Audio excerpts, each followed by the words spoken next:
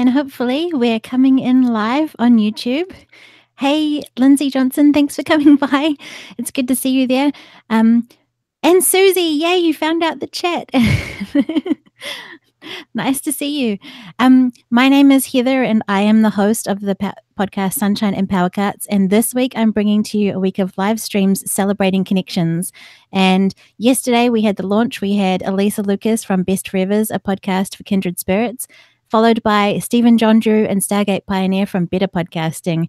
And today, I am super excited to be joined by Paul Csomo from the Varmints podcast. Hey, Paul. Hey, you nailed my last name, too. Well done. Good job. Thank you. I did try and check all of those things beforehand because it is important to get those things right. Oh. How you doing? Hey, I think we might have just missed that. Sorry, Paul. You may have been muted.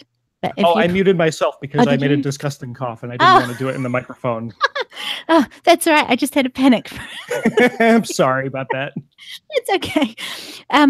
So today is going to be a fun conversation, and thank you so much for being on board for doing this. I absolutely love the Varmints podcast. It is a fun listen, and I love that I can listen to it anywhere and learn all sorts of amazing things about the creatures in the world around us. Thank you so much. That's awesome. So if I'm just going to start out with and ask, have you always been an animal enthusiast, and how did the Varmints podcast come about? Yes. Well, I grew up here in Florida, and the house I grew up in was next to a freshwater pond. And so outside in this pond, we had alligators and turtles and fish, and all sorts of birds would come to visit.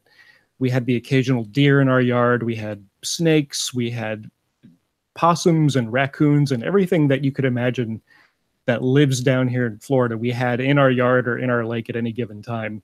So it was always fun to either observe them from inside the house or to go out there by the pond and watch them.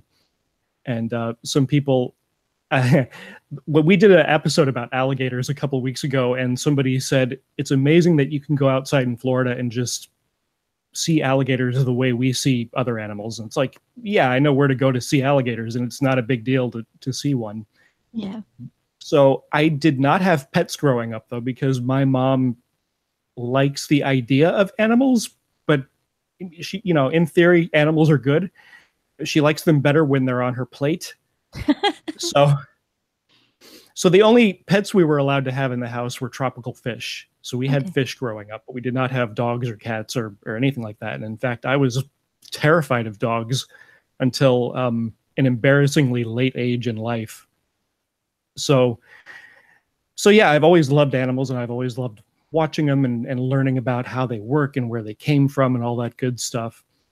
And so about 2012 or 2013, I actually began listening to podcasts about 10 years ago, but it was in 2012 or 2013 that I figured out that I could make one for myself. Like I could do that if I wanted to. And I'd always wanted to be in radio. So podcasting was like, yes, as soon as I have a unique kind of original idea, I want a podcast.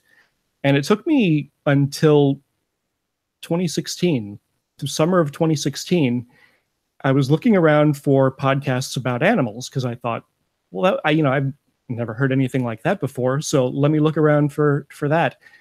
And there are podcasts about animals. There's podcasts for dog owners and bird owners and cat owners. And there's podcasts for people who are way into animal rights and vegans, which is fine. I'm not that kind of guy. And I found out that the podcast about animals that I wanted to listen to did not exist. Yeah. And I couldn't believe it for a minute. And so I just went online and I went on iTunes and I listened to every animal podcast that I could find. And I tried to look for something that was the idea that I had in my brain for a good podcast. And it just didn't exist, which was like finding treasure, Yeah. Finding an idea that nobody had thought of yet. And I thought, well, I better jump all over this, because by that time I had a job and I was kind of situated in life to where I could devote the time to making a podcast. So that's how Varmints was born. It was born out of a need for me to hear a podcast about animals that I wanted to hear. Yeah, and I love the elements that you have in your show and that it is family friendly and you can listen to it wherever you go. And how did you meet your co-host for Varmints? So I began with a different co-host. Okay. We were mutual friends of a podcast, and his name was Paul also, which was a lot of fun because we were two guys named Paul who were not animal experts. And we did the first 17, I think, episodes together. And he's a great guy. I just messaged him on Facebook, and we're still friends. And he had to leave the podcast because he had just bought a house that was a fixer-upper. His wife was pregnant with their son. He was in grad school. He had all this stuff going on, really wonderful stuff, you know, way more important than a podcast, and something had to give. So we took a few breaks for the holidays, and then we came back, and he said, Paul, I got to tell you something. And my heart just kind of sunk, and I knew what was coming because I figured something had to give in his life. He was telling me about how busy he was. Yeah. And so he had to stop doing the podcast, which was fine. And so I sat here for about 45 minutes or an hour and thought, do I want to continue the podcast or not? And I had gotten some good feedback and I was having fun doing it. And I figured, well, that's reason enough to just keep doing it because it's a creative outlet and it's making me happy and people seem to enjoy it pretty well. Yeah. So I went on the Blazing Caribou Studios Slack channel and I just threw a message out there. And I remember this like it was yesterday. I threw the message out there at 12 o'clock noon, right on the button. And I said, hey, guys, I lost my co-host. If anybody wants to give me a hand, that would be great. And at 12:01, Donna sent me a message that was like, ooh, pick me, pick me, pick me, pick me. That's awesome. And up until that point, I knew that Donna existed at the network. I wasn't sure what she did. I'd never heard her voice. I had no idea. She just lurks, like it's what she does. She just kind of hangs out in the background and watches what other people say, and she just lurks, and that's fine. And so I was like, okay, I'll talk to Donna for a little while, and I think I talked to her for about an hour and a half, and it became abundantly clear that she was the right person for the podcast. The chemistry was there right away. We got along right away. We both agreed on the direction of the podcast right away because she had been listening from the beginning and had actually told Carrie McGinnis at our network, like, why didn't I think of this podcast? And I had no idea because she's so quiet in the Slack channel and on social media in general. So that's how I met Donna, and she's been with me ever since for a little over a year now. That's awesome. Mm-hmm. And you have a great connection on the show, and it comes out and it's really enjoyable to listen to. And we kind of connected through recommendations of podcasts that people listen to. I saw Varmints podcast getting mentioned, and I gave it a listen and really love it. I've got an affinity with animals, and I have a few pets. I have a cat, a rabbit, a pony. Oh, wow. So I got a small zoo at my place. But that is great. Yeah, but I love learning about all of the other ones. And another amazing thing is that you're in the podcasting community and you have been really supportive of things since we connected. You reached out and said that you thought that my show is great, and you've supported stuff that I've done on social media and things, but you also invited me to some of the groups that you're a part of. So if you wanted to talk a little bit about those that you're in and the connections that you've made there. Sure. Yeah. So when I first got on Facebook and when I first got on social media with this podcast, I was deathly afraid. One, because I'm a crushing introvert. Like I gain a little bit of confidence when this microphone is in front of my face. And I'm really nervous right now. But I'm like in my real life, I'm very, very shy and introverted and quiet. And I was used to video gaming communities, which can be very toxic and hostile depending on the game you're playing. Yeah. The last time I said that, Donna got mad at me. She's like, hey, I play World of Warcraft and they're nice. So some of them can be nice, but some of them can be really, really mean. So I went on Facebook with a lot of hesitation and a lot of fear, and I found out that the podcasting community overall, the vast majority of those people are super friendly and helpful. And I crossed paths with a guy named Sean Burns, and he was one of the first guys that was not my mother that gave my podcast a listen and gave me some feedback. And it was so valuable. And I said to him one day, I said, how can I pay this back to you? Because the advice that you've given me and the doors that you've opened for me, and he's the guy that got me into the network that I'm in now. Cool. And I just happened to be in the right place at the right time. And I said, how can I repay you? Pretty much. And he said, just keep paying it forward to other podcasters. So that's what I've been trying to do, ever since, is just help out other people. So I am more or less active in a lot of Facebook communities. A lot of those Facebook groups are just good for dropping off a promo and then leaving, because that's what they exist for.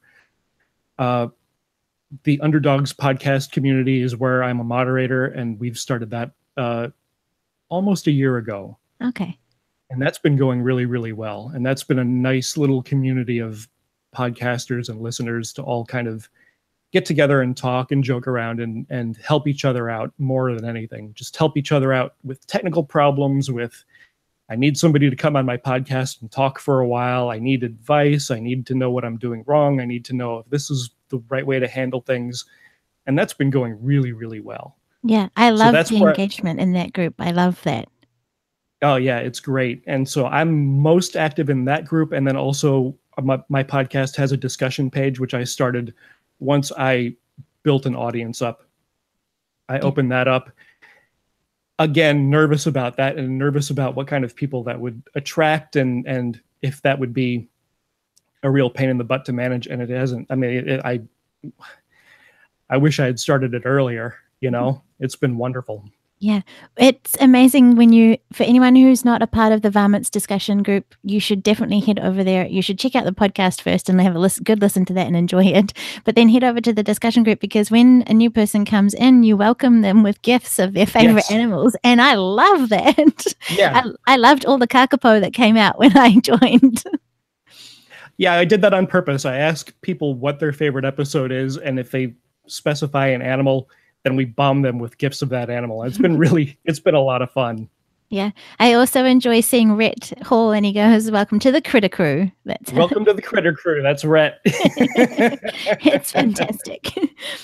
Yeah. We had a little poll a while back. We were like, hey, what do you want to call yourselves? And Donna's boyfriend chose Varminians, which I kind of like. And Rhett chose Critter Crew, and I think the poll wound up being like 50-50. So we use both, but I tend to use Varminians more than Critter Crew. I like no offense Varminians. To Rhett. Yeah, I like Varminians, but the Critter Crew welcome is quite cool too, and they do tie into each other, so they're kind of complimentary. Yeah. And just going back to the Underdog Pod one, what I love about that one is asking questions to kind of see how everyone's going, and also the support that each other have there, and then celebrating wins. And it's just a really neat place that feels safe and inviting. So I'm glad you feel that way. That's what we're aiming for. That's what we're aiming for, is a safe place for podcasters to just come and not worry about getting bombed with promotion for other podcasters. And it's just a place to talk and connect with listeners. And it's been going pretty well so far. It's been going pretty well. Yeah, I'm glad to be a part of it. We're glad to have you. Thank you. And has there been any outstanding connections that you've made that have really helped you? Because I'm kind of an introvert too. I am definitely not incredibly out there. I mean, I know I'm doing this week of live streams, and that's blowing my comfort zone out of the water. But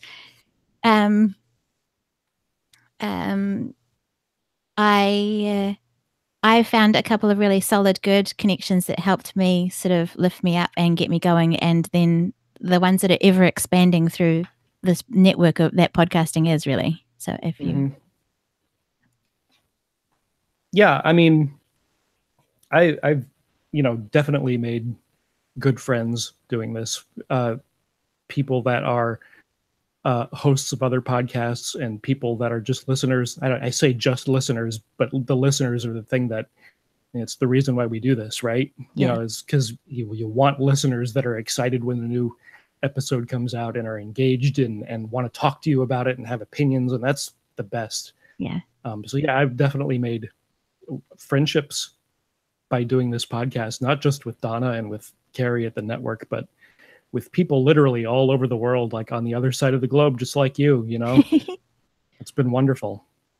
Yeah. Good friends, good electrons, good audio. I like it, Gonna Geek. Yeah. I think that this tool that we have to do podcasts and to be accessible all over the world and have the platform for sharing our unique stories and the information that we are really passionate about, and then engaging with people who are listening is just amazing. It feels good and it's fun, and yeah, I think we're all doing it out for, well, a lot of us hopefully are doing it out of the fun and the love of it. I hope so, because I tell you what, you can get yourself really bogged down and depressed with numbers if you look at them too long. Yeah. And then if somebody goes online and says, I got 5 million downloads, and you're like, oh, you know, what am I doing wrong? And you can really let it get into your head. And it's gotten into my head before too. And it just seems like as soon as I think about not wanting to do the podcast anymore, somebody sends me like a little private message or post something in the discussion group about how much they appreciate the podcast and what it's doing for them and how it's helping their children. Yeah. Like helping their children is just, that's a mind blower, because when I first started this, I was not aiming for kids to be my audience. And I had no idea that true crime was so popular. And I wind up talking about this in every interview that I do, but like I thought, I didn't know I was making a niche podcast. Yeah. Right. And I thought I would bore kids. I thought I would be, the podcast would be completely boring to children. And as it turns out, kids really, really enjoy it. Parents are using it in their homeschool curriculum. Kids are listening to the podcast and then going to school and telling their friends about everything they learned about animals. You know, they listen and then they go and they bug their parents to take them to the zoo. Like, that's crazy. I did not expect that at all. And that makes up for numbers for sure. Yeah, that is some serious positive impact that it's having. Oh yeah, definitely. Yeah. I love that it is a niche thing, and that there is that option out there, because there are a lot of other podcasts that are have themes and that aren't suitable for children, even not safe for work ones. So, right. So likewise with my podcast, it's a clean show. And I mean, I got asked on an interview that I did about whether I wanted to let rip and use words to describe the frustrations. I remember that. And but I don't, and it helps because then it just makes it a little bit more accessible for everybody. And we've had a connection in that I listened to Rachel Cable from the Mindful Kind podcast, and you're pretty into mindfulness as well, and you found that and really are really enjoying it. Oh yeah, definitely. Now I haven't been practicing it for that long. I'm kind of new to it, but in just the few months that I've been doing it, it's made a tremendous difference in my life.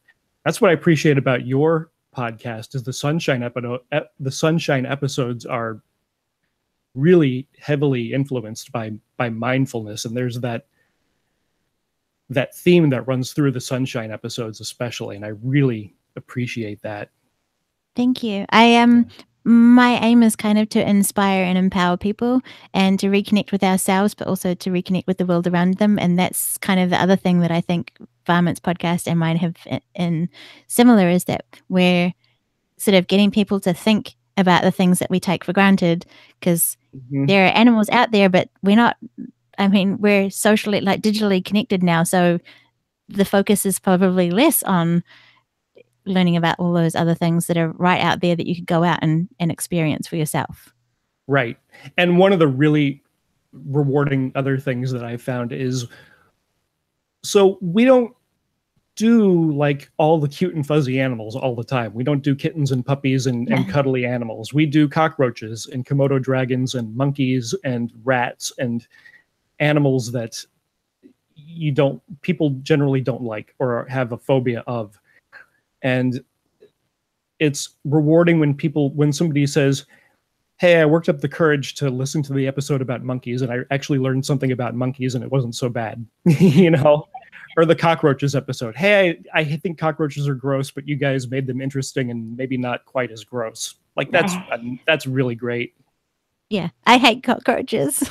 I'm also not a huge fan of cows, like I said on the one of the posts. But Yeah, I love some of them are really beautiful to look at. But I think just having that appreciation for what makes up our world, you know, learning the fun and interesting things that are different that you may not have known before, and broadening your horizons, because they are kind of all a part of the ecosystem too. If we didn't have some of them, then things would not be so good for other like habitats and things like that. So it's pretty interesting.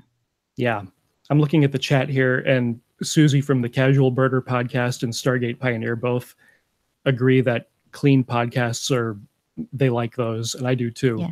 Yeah. And that was a conscious choice I made in the beginning, is to make a clean show to where even if your kids are bored by it, if you want to listen to it with them around, you won't have to sit there and ride the volume and turn it off. Not that I'm not capable of curse words. I don't really use them in my daily life either very much, but definitely not when I'm on a microphone. Yeah. I think it's important too. And so I'm glad that we have that in common. Yeah. Is there any, just going back to like networking things through podcasting, are there any other things that you've discovered through connecting with other people on this journey? So like different show recommendations or different resources to help you or things like that? Well, I've definitely found a lot of new independently produced podcasts that I enjoy. Mm-hmm. I've replaced a lot of podcasts that are produced by like big production companies like NPR and such with independently produced podcasts. And there's definitely a lot out there that I did not know existed, and a lot of really good podcasts out there that, you know, are just kind of with me kind of swimming around in obscurity, you know what I mean? And they just need someone to get the word out about them. Yeah. What was the question? I'm sorry. I don't even know if I'm answering your question. Yeah. So like, it's all good. The connections that you've made and like finding other resources and things and branching outside of podcasting, even perhaps like connections that they've made that you've made that have sort of, because you're, like you said, you're an introvert and kind of nervous about that whole thing. But so then when you've branched out, what has it led to? Well, I don't think I have any more real life friends than I did to begin with. I think podcasting has made me slightly more confident around people outside of my house. I am more comfortable talking into a microphone than I thought I would be, and I'm less nervous than I thought it would be. And I was really nervous in the beginning. Like I had terrible butterflies. A friend of mine just said this week, because I was terribly nervous about this live stream, and he said that if you have a million butterflies, just try and get them to fly in formation. And I thought that was really nice and uplifting. Yeah, I like that. Yeah. I've had people tell me that I'm a nice person, which is weird because I don't consider myself a nice person. I consider myself an honest person. Yeah. But you know, when somebody wants you to listen to their podcast and give them feedback, and you give them feedback in a way that is not like you suck, that makes you a nice person. I think some of that comes from having kids too, you know? Yeah, we're actually going to come back to that theme later in this week, because Adam Higgins from Odd Dad Out also has been called a nice person, and he can't understand that. Yeah, no, I heard that when he was talking about that on his podcast. I could totally relate to that, because like, you're so nice. And I'm like, no, I'm not. I just told you that your audio was terrible in very nice language, you know? I'm really not. No, it's really nice. Yeah, I think that you're a moderator of a community, and you're helping you're providing like a safe space for people to participate in things, and you keep things on track, and you like and subscribe to things and retweet things, and that is supportive, and I think that's what people appreciate too. Yeah, it's so important. Like, I remember just starting out having single digit downloads and knowing that most of those downloads were like me and my co-host and my mom. Yeah.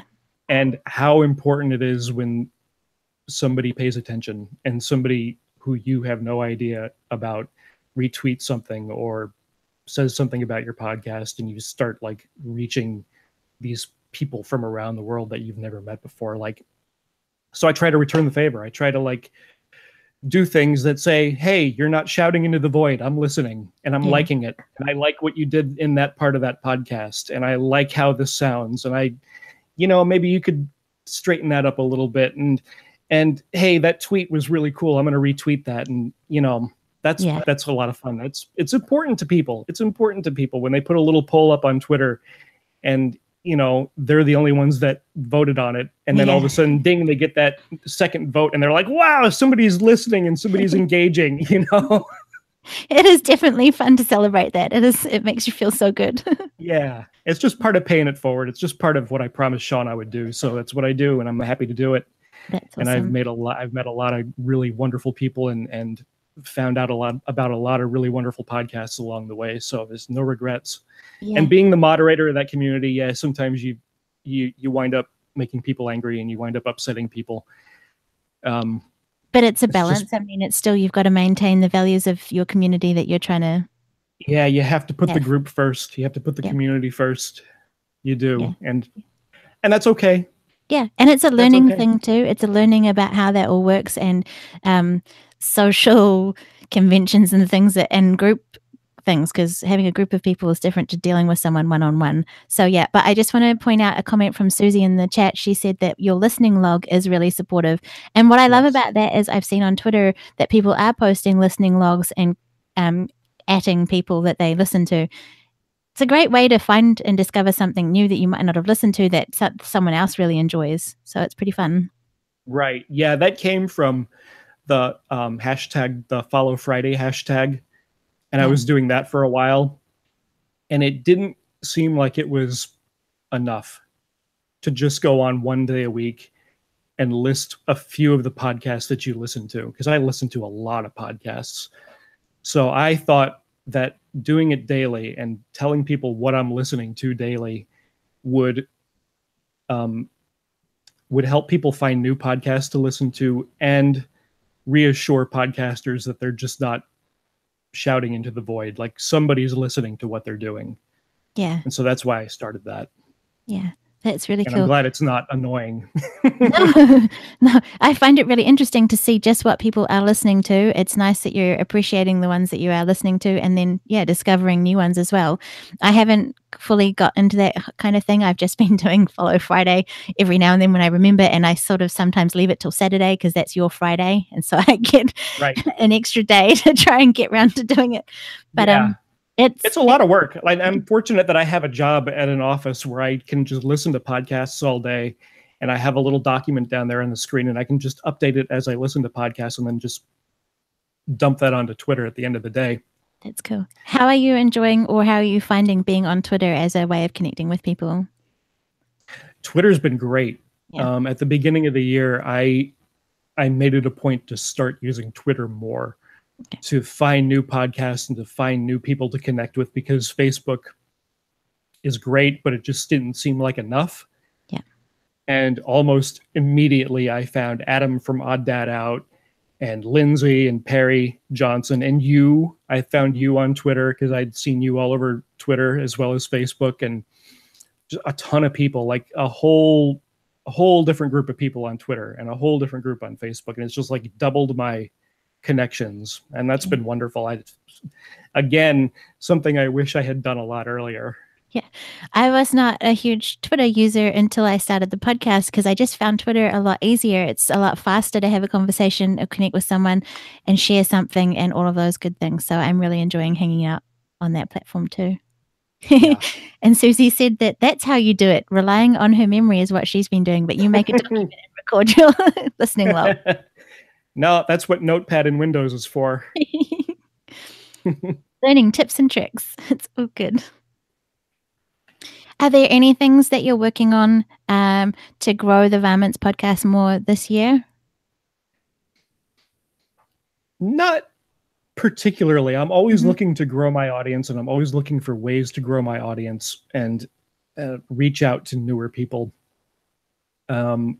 There's a guy called Corbin Maxey here in the United States, and he's one of these guys that goes on talk shows with animals. I don't know if you probably have something similar in New Zealand where a zookeeper will come into like a news studio or a talk show with 3 or 4 animals, and then the hosts will play around with them, and there'll be a little education, a little laughter, and then they'll go on to the next guest. And so he's been on like a bunch of big talk shows down here, and we're going to have him on the podcast pretty soon, which is pretty huge. That's exciting. So, yeah, it's nerve-wracking too. I'm really nervous about it, but hopefully that'll grow our audience a little bit.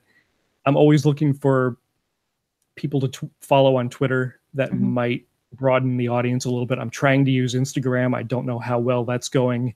Snapchat, same thing. I don't really know if the Snapchat thing works. I'm probably not using it properly because I'm not a social media guy, And neither is Donna. Donna hates social media. Like, she hates it at least 3 times worse than I do. So I'm kind of like the default social media person, and I'm okay at it, but I know I could improve. That's all right. Do you know what? I think my one biggest thing that I've taken away from like this past year is that where your focus goes, your energy flows, and to keep it really simple, because I mean, it could be a complete nightmare trying to keep across all of the different social media platforms. But if what you're putting out there is genuine and honest and true to who you are and what your message is, then it doesn't matter. And it's just, and don't overload yourself either. Just do what feels right for you. Yeah. I firmly believe that if you have the content and if you're producing something that you want to listen to, that other people are going to want to listen to it too. And your content will eventually find ears. Yeah. But I also believe that you also have to like pound the pavement a little bit and find an audience too. And so I'm trying to do both. You did a great job. Yeah. Thanks. I appreciate it. My whole thing with it is, I definitely want to connect with other people. And it was a little bit scary, an idea of getting people to be a part of the podcast itself. Like, I started off as a solo show with not just myself. And I've just this year brought on 2 podcast guests, and you also have a segment where you get clips in for Varmints. So if you want to talk about that. Yes, we have the Rugrat Corner, which was Donna's idea a few months ago. She said, hey, how about we get these people, since their kids are listening, to submit little clips of audio of their kid talking about the animal. And I was still kind of the mindset that kids didn't like the podcast for some reason. I was like, all right, we can try it out. And it wound up being really popular. Like, people really like having their kids on the podcast, and the kids love it. The kids love playing the podcast, and then here's their voice coming out of the radio. And I remember that feeling when I was a kid, when I would like call up the DJ on the radio and ask him to play a song, and then my voice would be coming out of the radio, and I was like, I would get nervous, like, oh my God, who heard that? But it was exciting and like adrenaline producing at the same time. Yeah. So that's been a lot of fun doing the Rugrat Corner, and we make it really, really easy for parents to submit audio. Basically any kind of digital audio works, and as long as I can hear it, as long as it's on a device that I can plug into my mixer, I can capture the audio and use it. So we make it easy and fun for people to get their kids involved, and it's been a lot of fun. Some of our funniest moments on the show have been from those kids. They're wonderful. They are. And they say the darndest things. They just get really excited about it too. And it's great. Yeah. I think that's an awesome feature and a way of including your audience in the show. Bug was so excited this week. Bug did great. He did great. All our Rugrats are phenomenal, and that's been a really fun part of the show to add on. And that was Donna. That was Donna's idea. That wasn't anything I thought of. And it's definitely going to stick around. That's going to be a permanent part of the show. Oh yeah, no, that's not going anywhere. Yeah, that's cool. Yeah. For anyone who doesn't know, Bug is Adam's son, one of Adam's sons. Oh yeah, I'm sorry. Yeah. And they sent in, was it on the monkeys one? Yes. Bug wanted 19 monkeys in his house. He said that we need more monkeys in this house. So I don't recommend that, but I don't know how Adam is coming along with his acquisition of 19 monkeys. But yeah, that's probably not a good idea. 1 monkey is not a good idea. especially when you have a 4-year-old. Yeah. It'll be chaos. Absolute chaos. Yeah. Cool. Well, is there anything else that you want to share or for today? No, this has been a lot of fun. I really appreciate you letting me be a part of the Sunshine Summit, and this has been great. I really have enjoyed this, and thank you. This has been awesome. Thank you, and thank you for the great feedback. Because, like, I think you sent me a message and you said it was phenomenal, and I think that was like it made my day hearing your feedback for my thing that I'm doing, and I'm really glad that you could be here today. I did actually have one other question I was going to ask you. Yeah, sure. Oh, I've lost it. I've had that every time this week. I've lost what I was going to say, but I will get there. But whatever it was, I will probably message you somewhere else. And yeah, I'm really grateful to be a part of your community and to go with you and see how yours grows as well. Thank you so much. We're happy to have you, and it's really been great to know you, and thank you. You're welcome. If you haven't listened to the Varmints podcast, definitely go ahead and check that out. And it is so you're part of that was what I was going to ask you about, the Blazing Caribou Network. If you wanted to quickly talk about that, please. Yes, Blazing Caribou Studios. We have a lot of really great shows on that network. Soapy Madams is a show about English and British podcasts. We have One True Wave, which is a show about cults. We have a true crime podcast. We have podcasts about science fiction. We have Trivia Geeks, which is a comedy trivia show, which is really great. Tons of good podcasts on there. BlazingCaribouStudios.com. Carrie McGinnis runs that, and she is the creative mastermind behind that, and she's wonderful. And so, yeah, if people can go check that website out, and that's where our show notes are. We do show notes for every single episode that have, videos and pictures and bonus content. So if you want to see the show notes that we're referring to throughout the episode, that is where you should go, is BlazingCaribouStudios.com. Definitely check that out. And then if you are a podcaster, look at the Underdog podcast community as well, because that is a great place to be supported and to learn from other people. Thank you very much for coming on today, Paul, and I look forward to talking with you in the future. It's been a pleasure, Heather. Thank you so much. Thanks.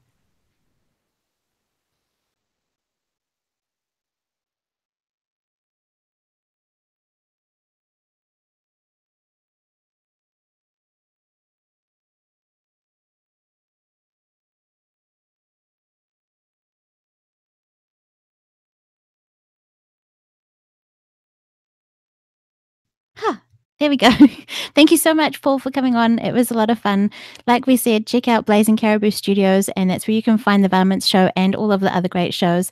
www.blazingcariboustudios.com/shows/varmints.